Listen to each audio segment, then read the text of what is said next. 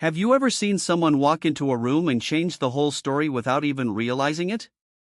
He showed up late, dressed in worn jeans and work boots, just trying to make it to his daughter's parent-teacher meeting on time. But what he didn't know was the woman standing at the front of that room. The school principal was about to see something in him that no one else ever had. This is a story about second chances, about kindness that arrives in dusty flannel, about love that doesn't ask for permission but quietly finds its way into the places we thought were too broken to feel again.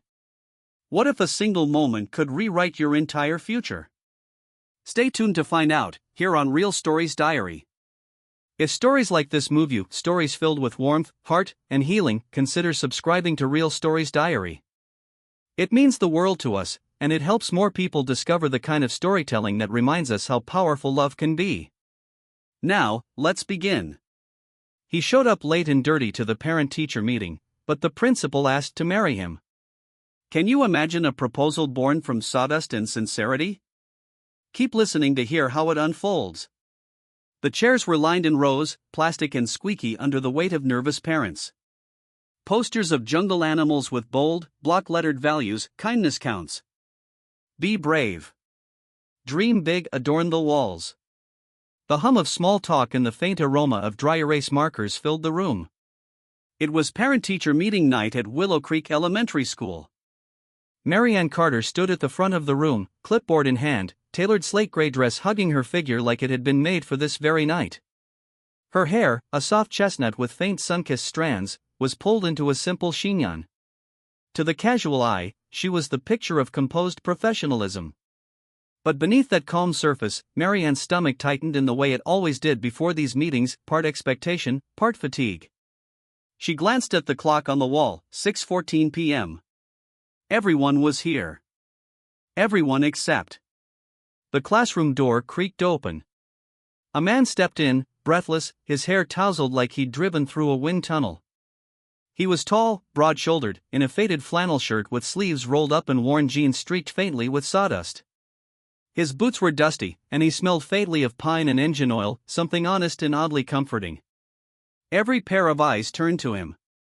"Sorry," he murmured, eyes scanning the room until they found one small, grinning face waving frantically from the third row. "Daddy," the girl whispered loudly, her joy unable to be contained.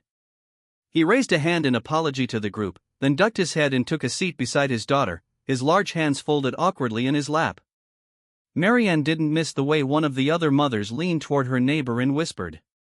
Nor did she miss the glance from Mr. Callahan, the PTA chair, who looked at the newcomer as if he were a misplaced wrench at a wedding. But she also didn't miss the way the little girl, Emma Holloway, reached out and took her father's hand with a trust so complete it made something stir in Marianne's chest. She cleared her throat and smiled. "Well, now that we're all here, let's begin." Ben Holloway hadn't meant to be late.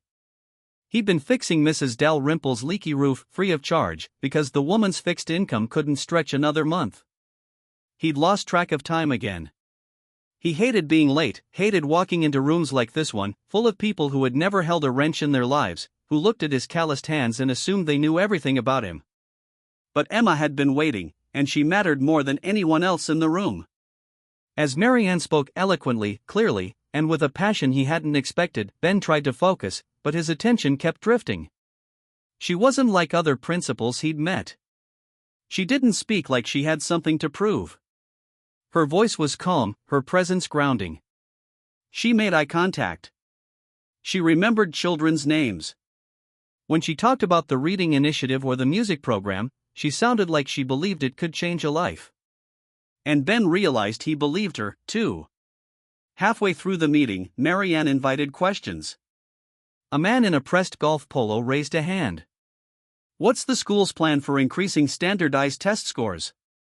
I read the math average dropped 6% last year." Ben felt Emma's fingers tighten around his hand. Marianne's face remained composed. "That's a great question. We've made some curriculum adjustments and hired a new part-time math specialist, but we're also looking at the whole child emotional support, creativity, and confidence. When those are in place, test scores tend to follow." The room nodded with varying degrees of agreement. Ben found himself raising his hand before he quite realized what he was doing. "Yes, Mr. Holloway?" Marianne's voice was polite but curious. He stood, his voice gravelly but steady. I know I'm new to this, at least to saying anything out loud, but I just wanted to say I don't care much about test scores. I care that my daughter is excited to come here every morning. I care that she tells me she feels safe and that her teacher listens to her. That means everything to me. There was a brief silence. Then someone coughed. A chair squeaked, but Marianne's eyes didn't waver. Thank you, Mr. Holloway, she said softly. That means a great deal. Ben sat down. Emma beamed. After the meeting, while parents collected coats and half-finished cups of coffee, Marianne walked over to the back of the room where Ben was tying Emma's shoelace. She talks about you a lot, she said. Ben looked up, brows lifted. Hopefully good things. She said you make the best grilled cheese sandwiches in the county and that you taught her to fix a lawnmower last summer. Ben chuckled. She did most of the work. I just handed her the socket wrench. There was a pause. Marianne glanced at Emma, who had scampered off to say goodbye to her teacher. I'm glad you spoke up tonight, she said. It reminded me what this job is really about. He shrugged. I just said what I felt. Not everyone does, she replied. Another pause. Marianne fiddled with the strap of her clipboard, then offered, almost impulsively, we're short on volunteers for the library restoration this Saturday. Some of the shelves are broken. I heard you're good with tools. Ben blinked. Who told you that? She smiled, a little mysterious. A little bird with pigtails and chocolate on her chin. He laughed, and something in Marianne's chest eased for the first time in years. I'll be there, he said, as long as I don't have to pass a background check for splinters. She smiled again. This time, it reached her eyes, and somewhere in the quiet space between a man in work boots and a woman in heels, something delicate and real began to grow. The morning air held the kind of crispness that only came after a night of honest rain. Maple leaves danced down the sidewalk, their golden red hues catching glints of early sunlight like tiny stained glass windows. At the end of the school parking lot, Ben Holloway climbed out of his pickup truck and stretched his shoulders, wincing slightly at the familiar tug in his lower back. The old Chevy groaned as he shut the door, a sound that echoed in the stillness. He hadn't expected to be back at Willow Creek Elementary quite so soon. In the bed of his truck was a toolbox, a level, a packet of replacement screws, and 2 wooden planks he'd cut earlier that morning. Marianne Carter had asked if he could help restore the library shelves, a project that had apparently languished for months. Truth be told, he wasn't even sure why he said yes so quickly. Maybe it was the way she'd looked at him, genuinely, like she wasn't just tolerating his presence, but inviting it. Maybe it was because Emma had bounced all morning at breakfast, grinning between bites of cereal, saying, Miss Carter said you're the best builder she knows. Or maybe it had been a long time since someone had needed him for something more than fixing a hinge or repairing a fence. Inside the school, it was quiet, too early for students, but not for staff. He signed in at the front office, nodding awkwardly at the receptionist, who gave him a curious glance, as if trying to place him. When he reached the library, the door was already propped open. And there she was. Marianne was kneeling beside a shelf, wearing a navy cardigan over a pale yellow blouse, sleeves rolled to the elbow. Her hair was loosely tied back this time, a few strands escaping, softening her usually polished demeanor. She wasn't wearing heels today, just sensible flats, the kind you wore when you expected to be on your feet doing real work. Ben stood in the doorway for a moment, unnoticed. She was humming quietly to herself. It wasn't the poised, composed principal he'd seen at the meeting. It was just a woman, sleeves rolled, hair a little messy, focused on a stubborn screw that refused to loosen. Need backup, he called gently. Marianne startled slightly, then looked up and smiled. I thought I'd try to be useful before the cavalry arrived, she said, gesturing to the screw. It appears the bookshelf has other ideas. Ben chuckled and stepped inside, setting his toolbox down with a gentle clink. Let me take a look. For the next hour, they worked side by side. Marianne held wood panels steady as Ben replaced the warped shelf supports. They fell into a quiet rhythm, her handing him tools before he asked, him explaining each step as if teaching a child, not to condescend, but out of habit. His voice was low, reassuring. Her laughter came more easily than she expected. At one point, as he leaned over to drill a new anchor, she caught herself staring. His hands were steady, his forearms tanned and strong. There was something deeply calming about the way he moved, efficient, unhurried, focused, the kind of man who did things right, even when no one was watching. She cleared her throat and forced herself to look away. During a break, they sat on the floor, backs against a row of children's biographies. Ben unscrewed the cap from a thermos and handed her a paper cup. "Coffee," he offered. She blinked. "You brought coffee?" "Always do," he said. "Old habit from construction days." "Want cream or sugar?" She shook her head, accepting the cup. "This might be the kindest thing anyone's done for me this week." He raised an eyebrow. "Tough crowd." She sighed. "It's not the kids, it's everything else, budget cuts, endless meetings, parents who think I'm either too strict or too soft. There's this tightrope I walk every day. And lately, I'm not sure anyone even notices." Ben was quiet for a moment, then said, "Emma notices."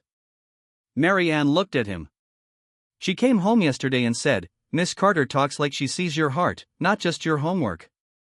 He paused, then added, "That's not nothing." Mary Ann blinked, eyes stinging unexpectedly. "That girl's going to run the world one day," he continued, smiling. "But she'll still remember the woman who told her it was okay to dream big and mess up sometimes." There was silence between them, but the comfortable kind, the kind that doesn't need filling. After lunch, as they cleaned up the last of the sawdust, Ben turned toward her. "You ever take a break?" Mary Ann looked at him, puzzled. "You mean like now?" "No, I mean in general, a real break.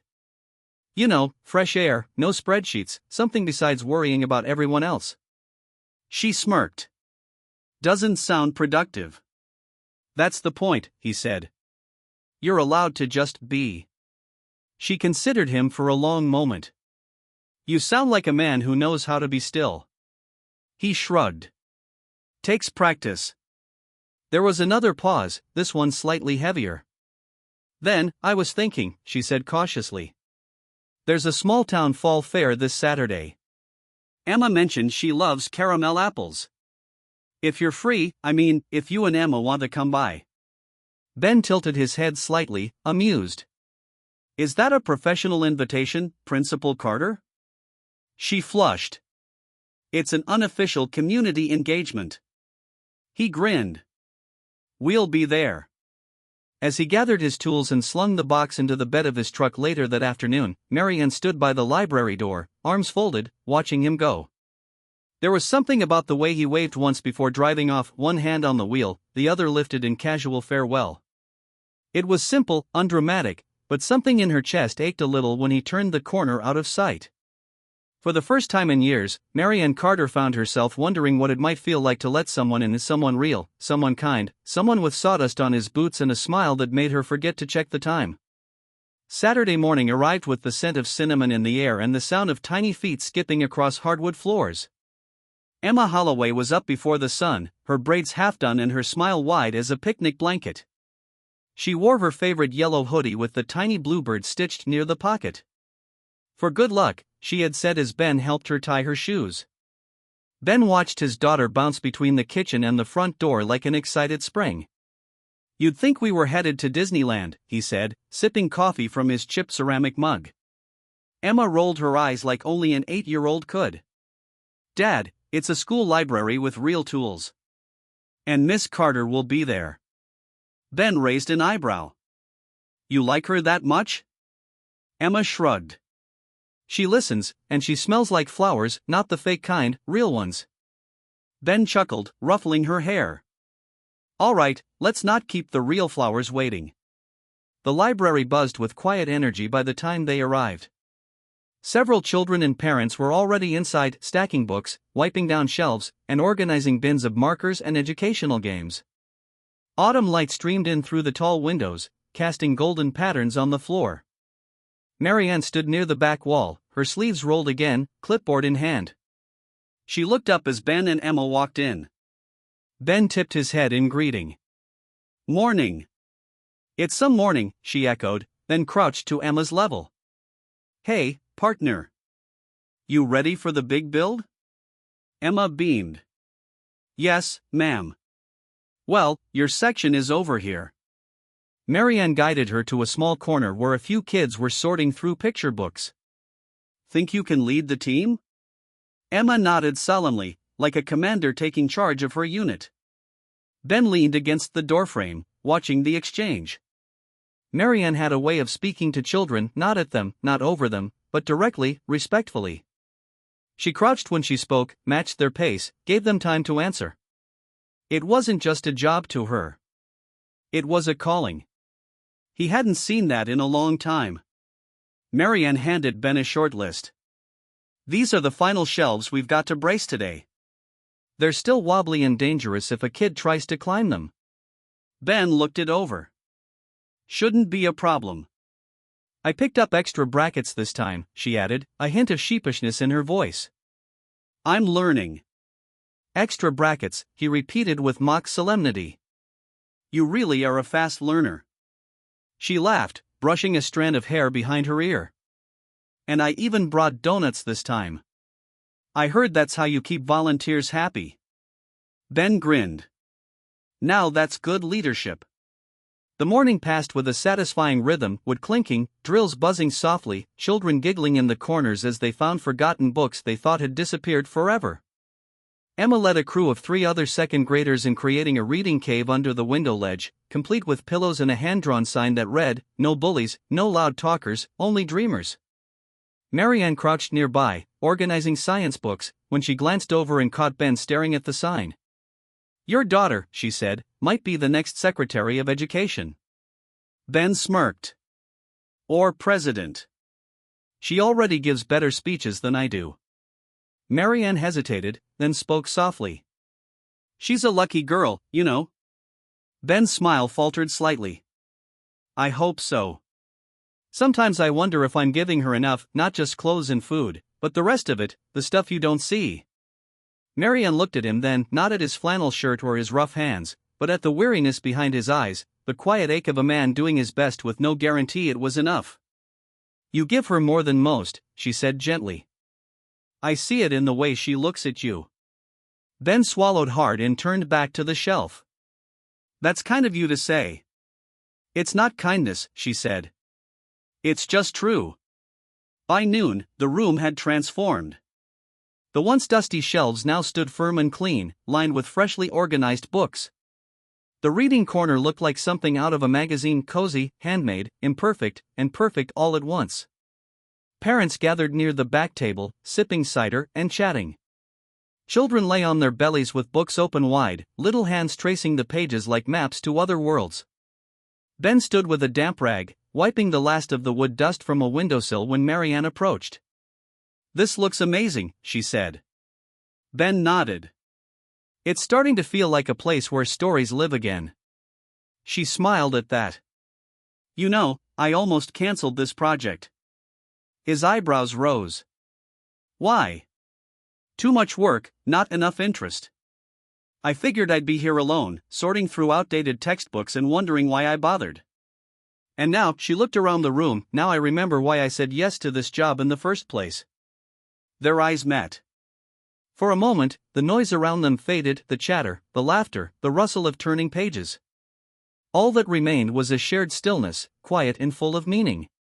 That afternoon, as families trickled out with waves and thank yous, Emma ran up to Ben, holding something behind her back. What's that? He asked. She pulled out a small card, crayon-colored with uneven letters. To Miss Carter, thank you for believing in books and people. Marianne took the card with a soft gasp. Emma, this is beautiful. Emma blushed. Dad says books fix people, but you fix the place where books live. Marianne looked at Ben. He smiled just slightly, and something fragile, fluttering, took flight between them. Later, as Ben packed up his tools and Emma hugged every person she'd worked with that day, Marianne stepped beside him. I was thinking, she began. He looked at her, waiting. There's a fall fair tonight, local thing, apple cider, hayrides. You and Emma might enjoy it. He tilted his head. You volunteering us again? She laughed. No, this one's just for fun and maybe a little dancing. Ben raised an eyebrow. I don't dance. I'll make a note of that, she said with a teasing smile. But maybe I'll see you there. Maybe, he said, and for the first time in years, he found himself wanting to be seen. The first Monday after the library project arrived quietly, carrying with it the earthy scent of wet leaves and the soft hush that only small towns know in early autumn.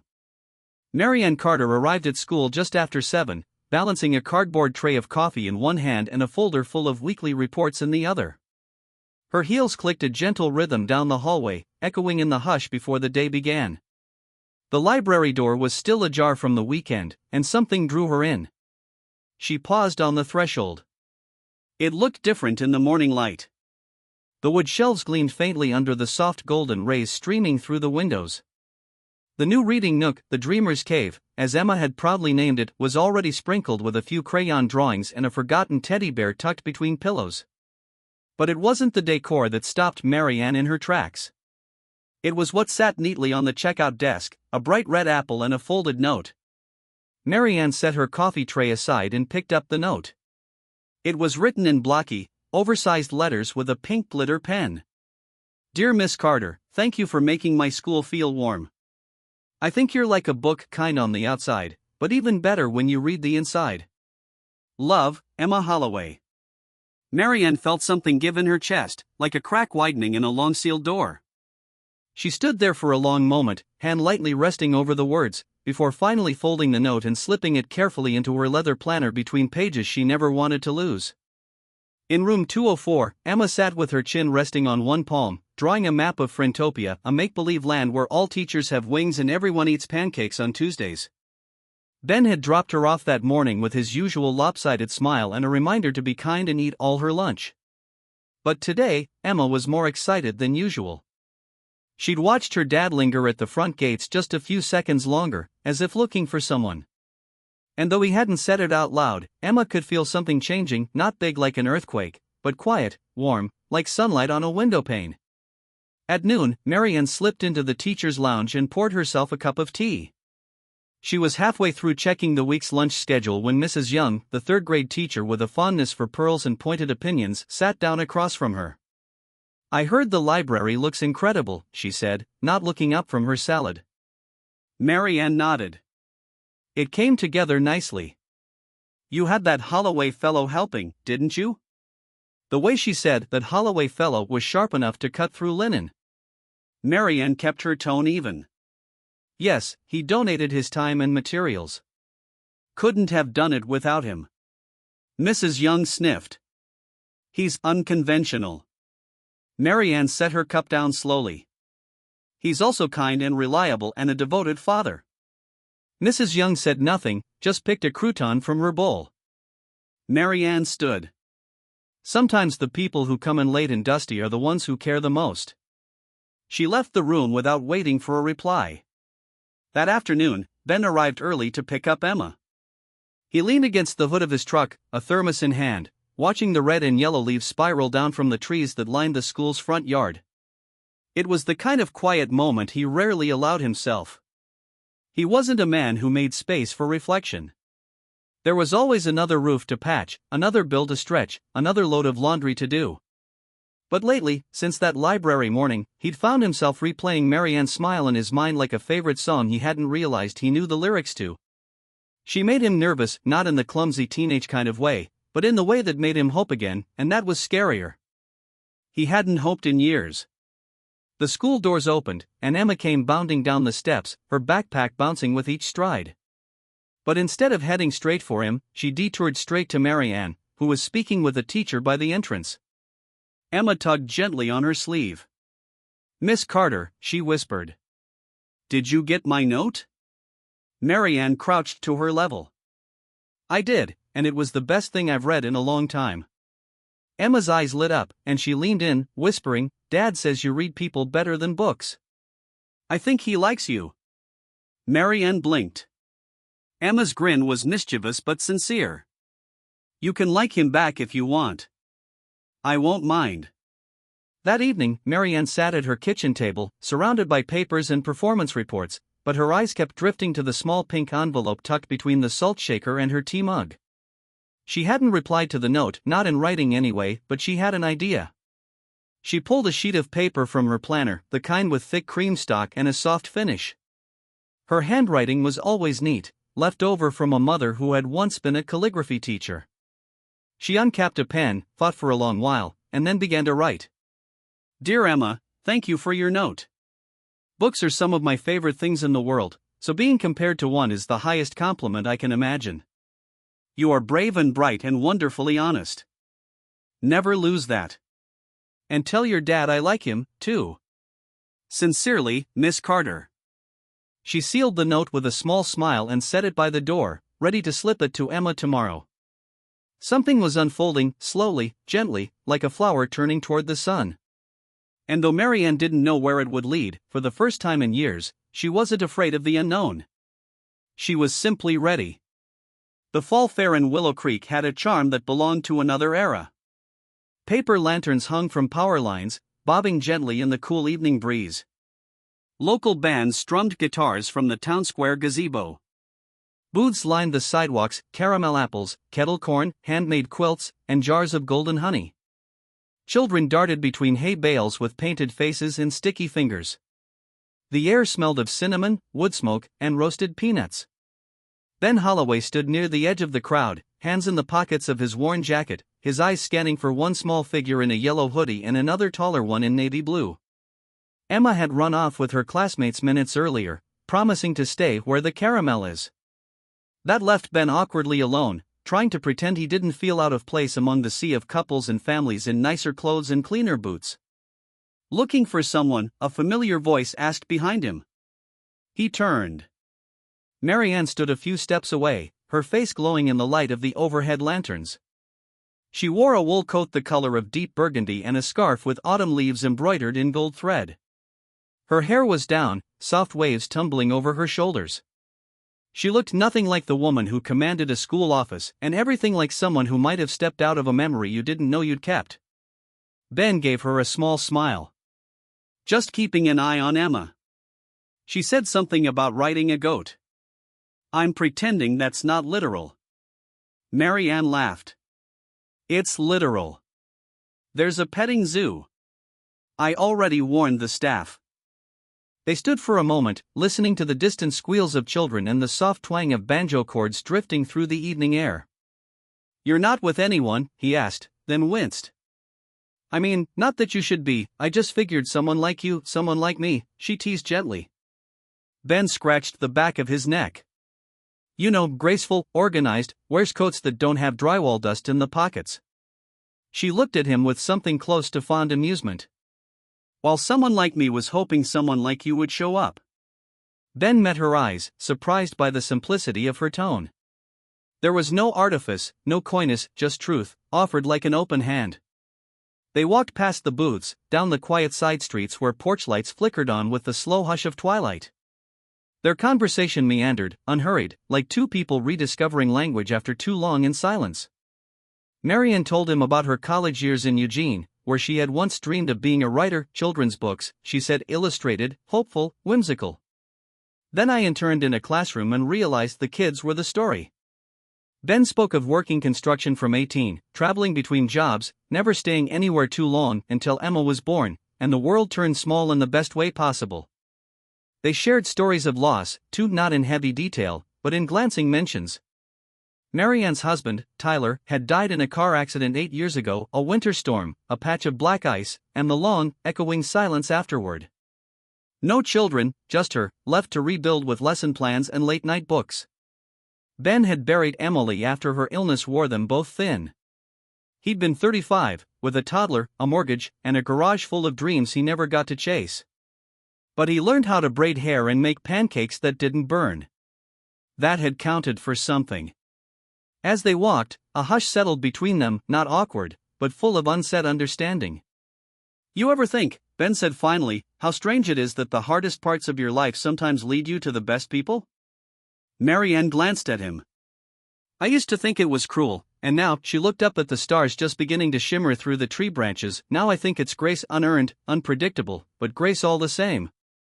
Ben nodded slowly, his hands still in his pockets. Yeah, that sounds about right. They reached the edge of town, where the streetlights faded and the night grew quiet, broken only by the distant sound of laughter and the rhythmic creak of the Ferris wheel turning at the fairground.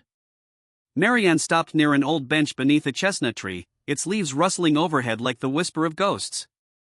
She sat, brushing a few fallen leaves aside, and patted the empty space beside her. Ben hesitated, then joined her. It's funny, she said after a while. When I first met you, I thought, here's a man who doesn't belong in a place like this. He smiled. Can't argue with that. But I was wrong, she added. You fit here more than most. You don't pretend to be more than what you are. You show up, dust, tools, and all. And you care. That's rare, Ben. He didn't know what to say to that. So he said what he felt. I like who I am when I'm around you. Marianne turned to him, her expression open, unguarded. Then, quietly, she reached into her coat pocket and handed him a folded note. He opened it, recognized the handwriting, Emma's, and beneath it, smaller, was a line in elegant cursive, "Tell your dad I like him, too." Ben stared at the words for a long moment, then slowly, he looked up at her. Is that true? He asked, voice rougher than usual. Marianne nodded once, a small smile tugging at the corner of her lips. Yes, it is. And in the quiet that followed, with autumn leaves whispering above them and the town aglow in the distance, Ben Holloway, who had spent years fixing broken things, felt something inside him begin to heal. Not all at once, not like a lightning strike, but gently, steadily, like two people walking side by side through quiet streets toward something they didn't have a name for yet, but both knew was real. It started as a whisper. On a Tuesday morning, just after the second bell, Mrs. Hensley, the PTA treasurer, leaned over to Mrs. Young by the copier and said, "Did you hear about Marianne Carter and that mechanic?" By third period, the whisper had grown roots. By lunch, it had branches, and by the end of the day, it had woven itself through the halls of Willow Creek Elementary like ivy through an old picket fence, quiet, winding, persistent. No one said anything directly to Marianne, but she felt it, the slight delay before greetings in the hallway, the second glances, the way a conversation would falter when she entered the teacher's lounge, the expressions that weren't quite smiles from some of the more polished parents, the ones who sat on subcommittees and scheduled organic snack rotations months in advance. She tried to dismiss it. People talked, that was what people did in small towns. But it was harder to ignore when she overheard a teacher murmur, "He's not exactly our kind of people," as she walked past the faculty bathroom. Or when the superintendent's assistant emailed her to remind her, subtly, that the school board expected professional discretion in all off-campus activities. Professional discretion, as if love, or the beginning of something like it, was unprofessional. That Thursday, Ben showed up at the school with a new set of wooden bookends he'd made for the library.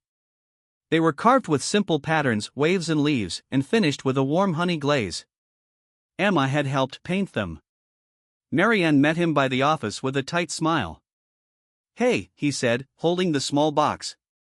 "Thought these might keep the books from toppling over in that back corner." Her smile didn't quite reach her eyes. "Thank you," she said, taking the box. "They're beautiful." Ben studied her for a moment. "You okay?" She glanced around. "Can we talk outside?" They sat on the school's back steps behind the cafeteria, where the sound of passing cars replaced the distant hum of fluorescent lights. Marianne folded her hands in her lap. "There's been some talk."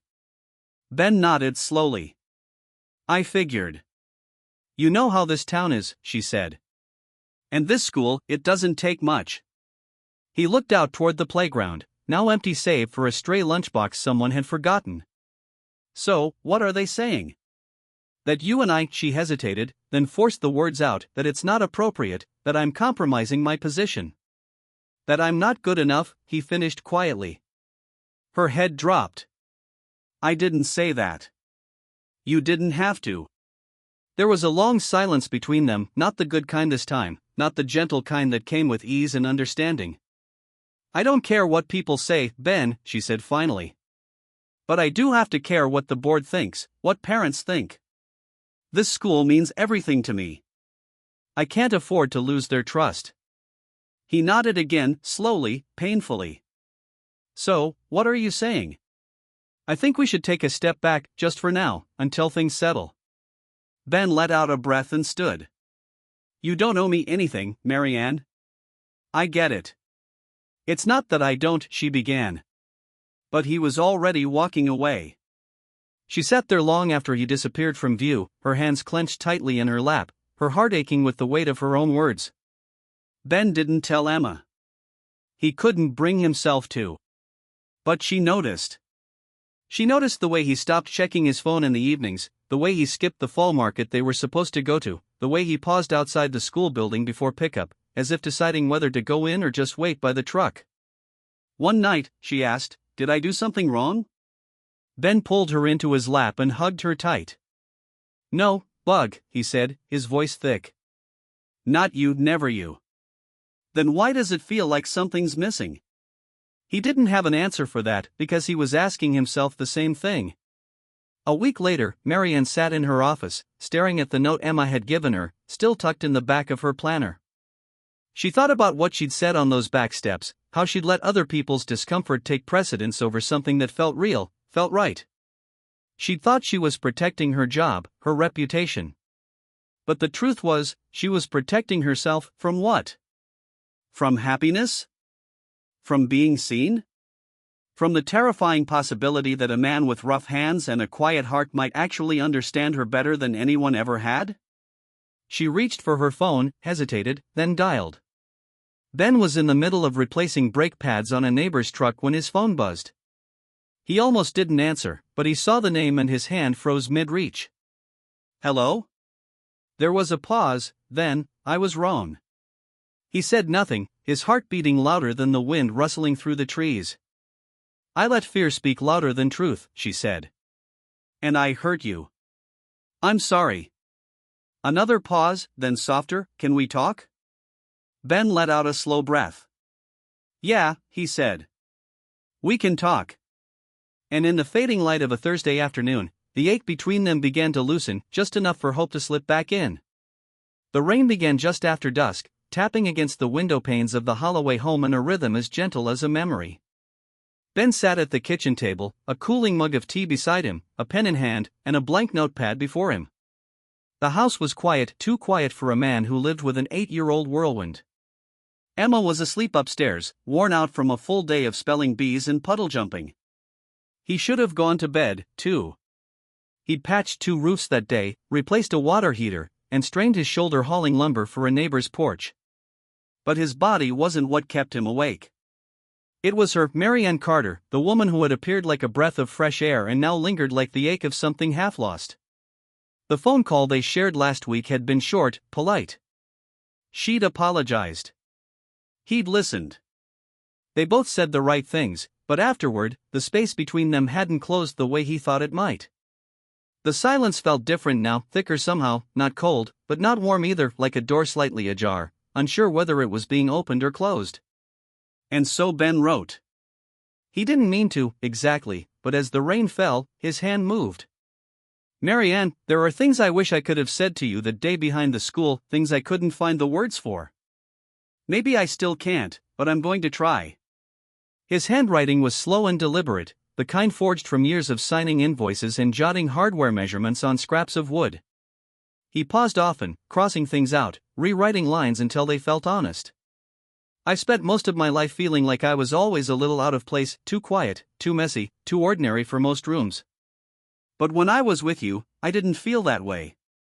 I felt seen, not for the things I do or don't have, but for who I am, he swallowed, glancing at the dark window and his own reflection staring back. I understand why you needed to take a step back. You've built something good, something meaningful. I'd never want to be the reason you lost that, but I want you to know I never once felt ashamed of being with you, not for a second. The letter went on, soft and steady, like a man building something with his hands and heart. When he finished, he folded the paper, slid it into an envelope, and tucked it in the drawer beside the refrigerator. He never intended to send it, but somehow, just writing it made it easier to breathe. The next morning, Emma wandered into the kitchen in her polka-dot pajamas, rubbing her eyes. Dad, why didn't you sing last night? Ben poured her orange juice. Sing what? You always hum something when you do dishes. I couldn't sleep, it was too quiet. Ben smiled softly. Sorry, Bug. I had a lot on my mind. Emma studied him with a seriousness far beyond her years. Is it about Miss Carter? Ben hesitated. Why do you ask? Because you talk less when you miss someone, she said. And you've been real quiet this week. Ben knelt down, brushing a strand of hair from her forehead. You're a smart one, you know that? Emma grinned. I know lots of things, like I know where you keep the candy you think I don't know about. He laughed and kissed the top of her head. Go get dressed. You'll be late. That afternoon, while Ben worked on a cracked fence near Main Street, Emma wandered through the school library during her recess. The room was quiet, the way she liked it, smelling faintly of wood polish and paper. She slipped behind the desk where Miss Carter sometimes left her stickers and notes. There, tucked into a drawer, she found a folded sheet of paper with her name written across the front in blue ink. Her eyes lit up. She opened it carefully. Dear Emma, thank you for your note. Books are some of my favorite things in the world, so being compared to one is the highest compliment I can imagine. You are brave and bright and wonderfully honest. Never lose that. And tell your dad I like him, too. Emma folded the letter slowly, holding it against her chest. Then she had an idea. That night, as Ben grilled cheese sandwiches in the kitchen, Emma snuck over to the fridge. She opened the drawer near the bottom, his drawer, looking for the chocolate bar she'd seen him stash last week. But instead, her fingers brushed an envelope. She pulled it out, no name on the front. She peeked inside, read, and blinked. It wasn't candy. It was love or something like it. And it wasn't meant for her, but maybe, just maybe, it was meant for something. The next morning, Marianne walked into her office to find an envelope on her desk. She recognized the handwriting instantly. Her fingers trembled as she opened it. Line by line, she read. She didn't cry, not at first, not until she reached the part about feeling seen, about never being ashamed, about the quiet things that most people didn't have the courage to say out loud. She folded the letter gently, held it in her hands for a long time, and whispered, "Why didn't you give this to me?" But deep down, she already knew. Because love, real love, isn't loud. It waits. It hopes. And sometimes, it needs a little help from an 8-year-old girl who believed in letters more than logic. The Willow Creek Falls Showcase was the kind of small-town event that didn't make headlines but lived forever in photo albums and hearts. Folding chairs lined the multipurpose room. String lights twinkled along the windows. The PTA had gone all out this year: homemade pies, cider in mason jars, a raffle table with a giant stuffed bear, and a stage framed by hand-painted leaves. Every child from kindergarten through 5th grade had a part, from poetry readings to skits about friendship and recycling. The parents beamed, cameras ready. Some whispered nervously, waiting for their child's turn. Others just soaked in the warmth of the moment. Marianne Carter stood backstage, headset slung around her neck, clipboard in hand. She looked every bit the composed principal, poised, professional, perfectly dressed in a navy blouse and cream cardigan. But inside, a storm. Her fingers still trembled slightly from reading Ben's letter the day before. It was now folded inside her purse like a secret too precious to leave behind. She had read it 3 times that night, once more in the morning, and again during lunch break, each time slower than the last. It hadn't been signed. It didn't have to be. She knew every word had been carved from truth, and it left her aching with something she hadn't felt in years: the terrifying, beautiful possibility of being loved for who she was. From the other side of the room, Ben stood near the doorway, arms crossed, his daughter's yellow sweater folded over one elbow. He wasn't on any guest list, hadn't RSVP'd, and hadn't planned on coming. But Emma had looked at him that morning, eyes wide, and said, "I just need you there, please." So, here he was, dusty boots scrubbed clean, hair combed back, the flannel shirt replaced with a plain button-up that still smelled faintly of cedar. He hadn't seen Marianne yet, but he felt her presence like a song in another room, soft, steady, familiar. Backstage, Emma waited behind a curtain, feet swinging slightly in nervous anticipation. Her part was near the end. She wasn't singing or acting, she was reading something she had written, a poem. When her teacher asked the class to write about what made them feel safe, most kids wrote about teddy bears or forts made of couch cushions. Emma wrote something different. Her voice quivered a little when her name was called. She stepped into the spotlight, the podium adjusted down to her height. The room quieted. A few parents murmured "ah" under their breath. She held the microphone with both hands like a lifeline. Then, clearly and steadily, she began. Some people have houses with big gates and alarms, I have my dad. Some people eat dinners with silver forks and cloth napkins, I eat with my dad, and he always makes me laugh when my toast falls jelly side down. Some people say they're proud of their kids, my dad is proud with me. He doesn't wear a suit, but he wears kindness, and it never goes out of style. He shows up even when it's hard, even when he's tired, he shows up, and that's what makes me feel safe. The room was still. Then a swell of applause broke over the silence, warm and rising, like sunlight after a storm. Some parents wiped their eyes, others clapped with both hands and their hearts. Ben stood frozen. He hadn't known, hadn't seen the paper, hadn't helped her write a word. But those words, they undid him. He pressed his hand against his chest, grounding himself, because if he didn't, he might have broken in half right there in the back of that room. Marianne, still backstage, had stopped moving entirely. She hadn't seen the poem either, but she didn't need to. She knew exactly who Emma was speaking to. And suddenly, her hands weren't trembling from nerves, they were trembling from clarity. After the performance, the crowd mingled, parents praising each other's kids, students buzzing with leftover adrenaline. Emma was surrounded by friends, each taking turns hugging her, telling her how grown up her poem had sounded. Ben tried to keep to the edge of the crowd. He wasn't good at this part, the small talk, the polite smiles. He had come for one reason, and now that it was done, he wasn't sure what came next until he saw her. Marianne was walking toward him, parting the crowd, not with authority, but with certainty. She stopped in front of him, eyes bright. "I heard the poem," she said softly. Ben nodded once. "I didn't know she wrote that." "I did," Marianne said. "Every word of it sounded like you." He looked down. "She's got a way of seeing things. She gets that from you, too." Ben looked up slowly, and for the first time in days, he saw no hesitation in her eyes, no walls, no formal distance, only a woman who had made her decision. "Thank you," she said, her voice low, "for your letter, and for showing up tonight." "I didn't know if I should," he admitted. "You should have," she replied. "And I'm glad you did." She hesitated, then reached into her purse and pulled out a folded page, his letter, well worn now, corners softened. "I don't want this to be a letter you never sent," she said.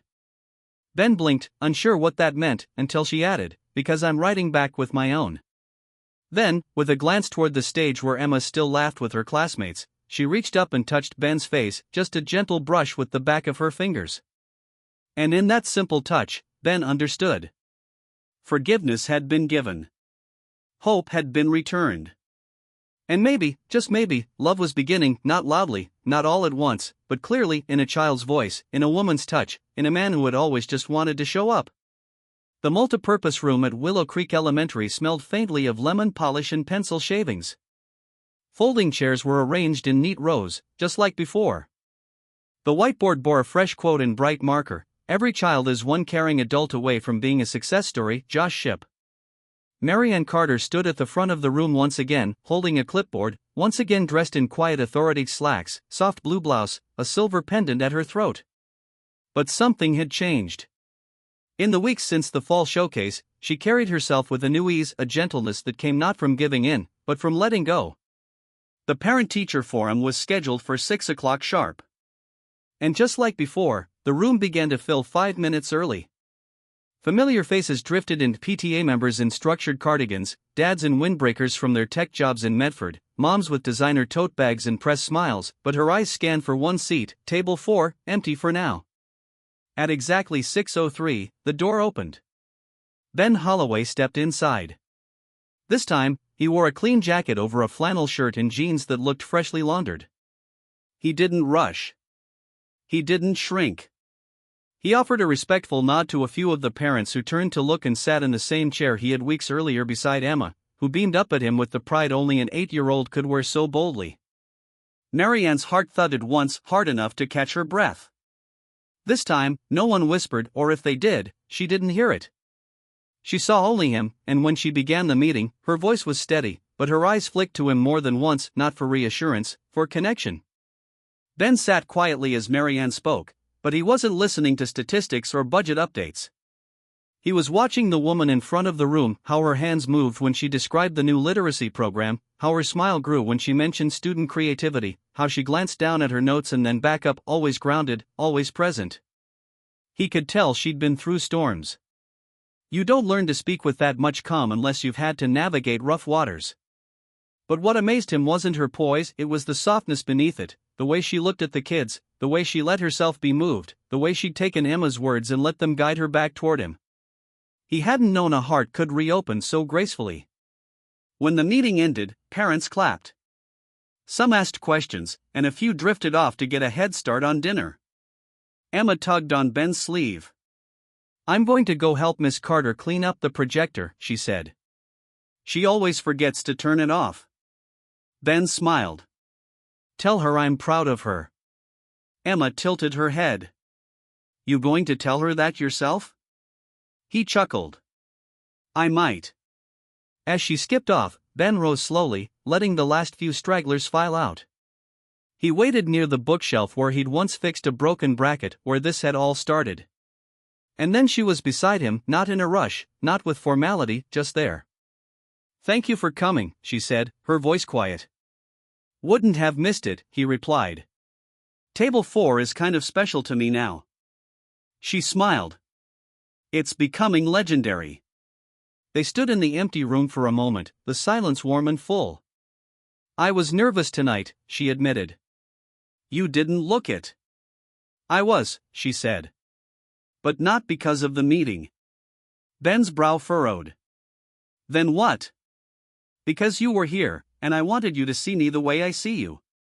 He turned toward her fully then. "And how is that?" She swallowed once. "Steady, strong, the kind of man who builds things with his hands and his heart, the kind of father who teaches more with a hug than most do with a lecture." Ben's throat tightened. "You don't have to say that." "I do," she said, "because for the first time in a long time, I'm not afraid to say what I feel." She paused, then added, "I used to think love had to look a certain way, tidy, polished, expected." She looked down at her hands. "But you've shown me it can be different, honest, unassuming, strong enough to carry silence and soft enough to hold a child's heart." He reached for her hand gently, as if asking permission. She let him take it. "Marianne," he said, voice low and full, "I'm not perfect. I fix things, but I break plenty, too. I worry. I doubt. I've got a truck with a stubborn engine and a daughter who thinks I can do no wrong." She squeezed his hand. "She's not the only one." He smiled then, that quiet, lopsided smile that had undone her more than once. "So what now?" he asked. Marianne looked around the room, the chairs, the whiteboard, the words still lingering in the air from the quote at the start. And then she looked back at him. "We make space," she said. "For what?" "For whatever this is," she replied, "for second chances, for small beginnings, for the kind of love that shows up in work boots and builds a life one moment at a time." That night, as Ben and Emma walked home beneath a sky filled with stars and the smell of damp earth, she looked up at him and asked, "Did you tell her?" Ben glanced down. "Tell her what?" Emma rolled her eyes. "That you love her?" He chuckled. "No, not yet." "Why not?" "Because sometimes," he said, "you don't need to say it to mean it." Emma considered that. "You're still going to say it, though, right?" Ben looked ahead, where the porch light of their house glowed like a promise. "Yeah, Bug," he said. "I think I will." Snow had come early to Willow Creek. By the first week of December, the rooftops were dusted with white, and the tall pines lining Main Street looked like someone had sifted powdered sugar over their branches. Twinkle lights blinked from every shop window. Children walked home bundled like marshmallows, their laughter puffing into the cold air. At the elementary school, the library windows glowed with warm light. Inside, the old room had been transformed yet again, this time with garlands of construction paper snowflakes, handmade ornaments, and a small fir tree Emma and her classmates had decorated with glitter, glue, and pure determination. Ben stood in the middle of it all, looking slightly out of place in his heavy coat, holding a toolbox in one hand and a flat wooden box in the other. "Are you sure I can just leave this here?" he asked. Marianne nodded, her hands tucked inside fingerless gloves. "This is your space, too, Ben. You helped build it. I just fixed a few shelves." She smiled.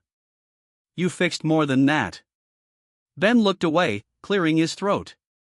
He had been coming to the school often lately, sometimes to volunteer, sometimes just to bring Emma lunch, and sometimes just to see her. It had become natural, easy. But today felt different. There was something folded inside his chest he hadn't dared open, not until now. The kids had gone home early for the winter recess, and the school halls were nearly silent. Marianne had stayed behind to finish up some paperwork and check in on final reports. Ben, as always, had offered to help with whatever needed doing. What she didn't know was that the wooden box he carried wasn't for repairs. He set it down on the low table in the reading nook, the one where Emma had once declared, "Only dreamers allowed." Marianne watched him kneel, open the box slowly, and lift out what looked like a plaque, though unlike any plaque she'd ever seen. It was handcrafted, smooth oak, sanded to a soft sheen.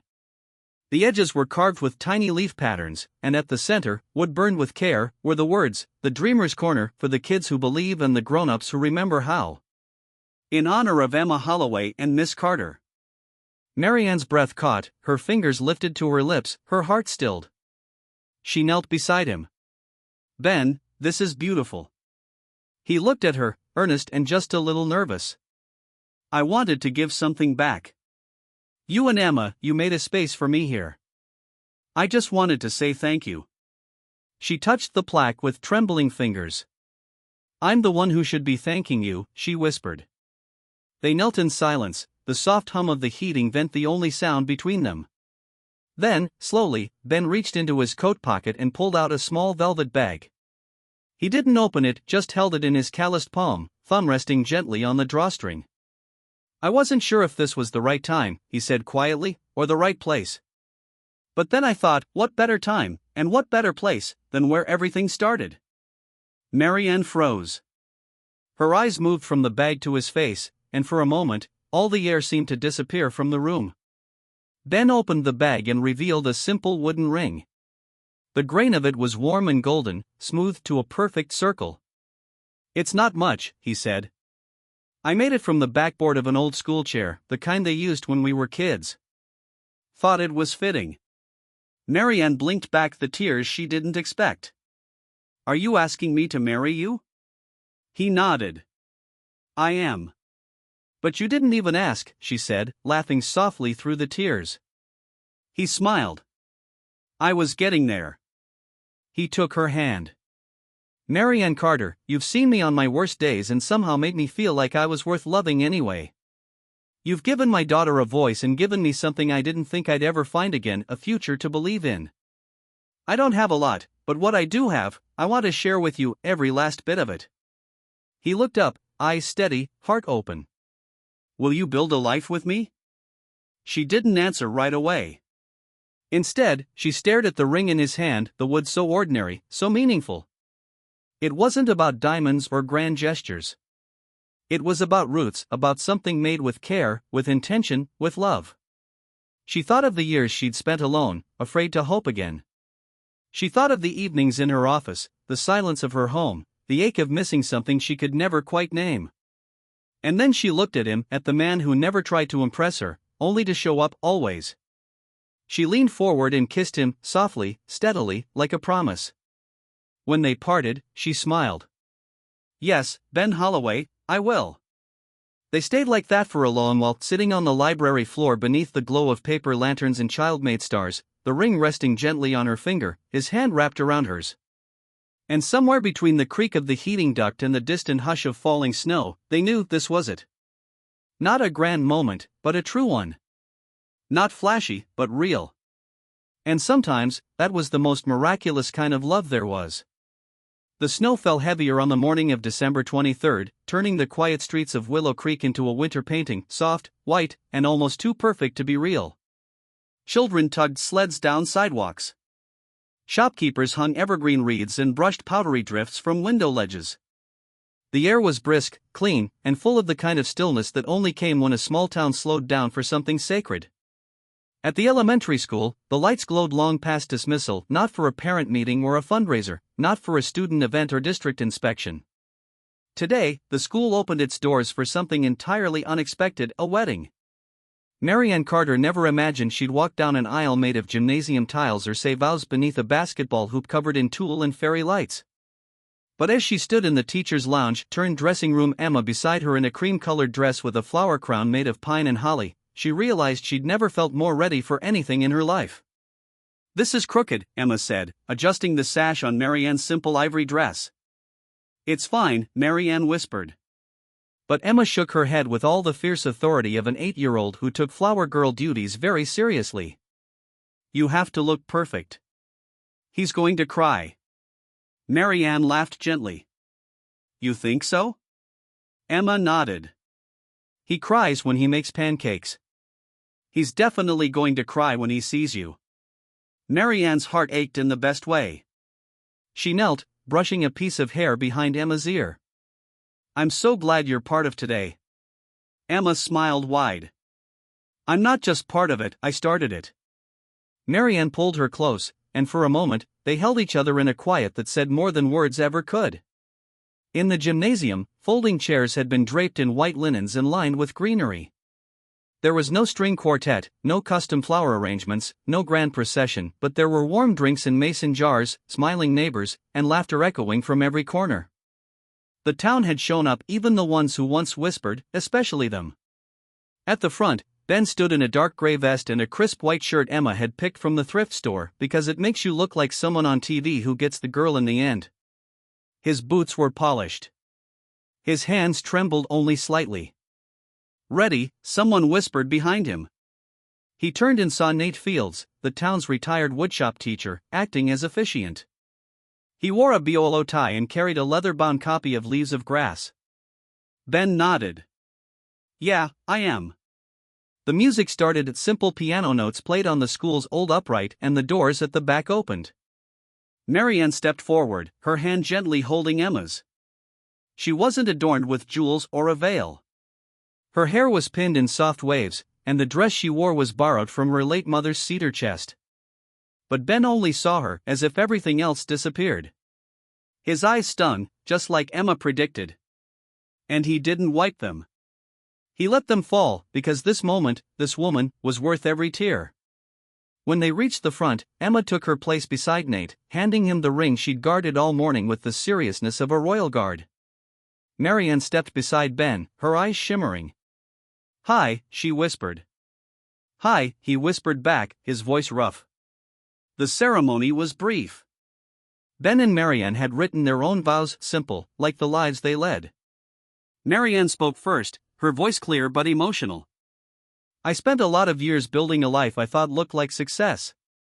I poured myself into it, hoping it would fill the quiet. But you, Ben, you brought me peace, not the kind that hides from the world, but the kind that opens to it. You made me believe in small miracles again. And I promise to show up for you every day, like you've always done for me." Ben took a steadying breath. "I thought I'd already had my chance at love. I thought the door had closed. But then I met a woman who didn't care that I came in later covered in sawdust. You saw past the mess. And I promise to spend the rest of my life making sure you never forget how much that means to me." The room was still. Even the children were silent. Then Nate smiled, his voice booming with joy. "By the power vested in me by the great state of Oregon and this fine educational institution, I now pronounce you husband and wife." Cheers erupted. Applause. Someone whistled. Emma launched herself forward and hugged both of them at once. Ben wrapped one arm around Marianne and the other around his daughter. And just like that, a family was made. The reception was held right there, tables pushed together, cookies made by students, hot cocoa in paper cups.